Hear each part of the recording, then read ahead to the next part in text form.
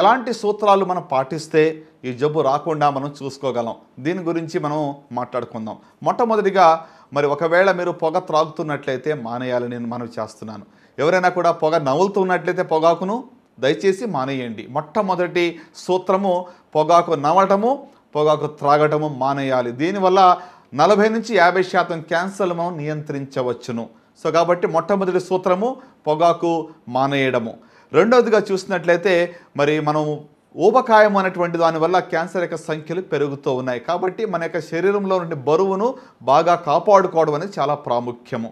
అలాగనే మూడవదిగా మరి ఫిజికల్గా యాక్టివ్గా ఉంటాం. అంటే మనం ఫిట్నెస్ చాలా ప్రాముఖ్యమైనటువంటిది కనుక ఈ రోజుల్లో ఒత్తిడి ఎక్కువగా ఉంటుంది. కాబట్టి మనం క్యాన్సర్ని నియంత్రించాలి అంటే ఫిజికల్ యాక్టివిటీ అనేటువంటిది చాలా ప్రాముఖ్యము. నాలుగవదిగా మనం చూసినట్లయితే మరి అధికంగా మద్యపానం సేవించడం అనేటువంటి వల్ల కూడా క్యాన్సర్ యొక్క సంఖ్య పెరుగుతుంది. కాబట్టి అది మానేయటం వల్ల చాలా మనకి లాభాలు కలుగుతూ ఉంటాయి.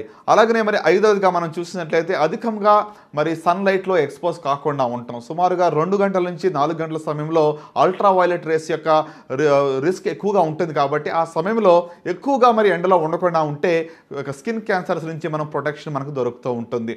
అలాగనే మరి ఏడవదిగా మనం మాట్లాడాల్సి వస్తే కొన్ని స్క్రీనింగ్ టెస్ట్ అనేటువంటివి అందుబాటులో ఉన్నాయి. అలాంటివి మనం చేయించుకున్నట్లయితే జబ్బు మనలో లేకపోయినప్పుడు కూడా లక్షణాలు మనలో లేకపోయినప్పుడు కూడా ముందుగానే ఈ యొక్క జబ్బును కనుగొనటానికి వీలు పడుతూ ఉంటుంది.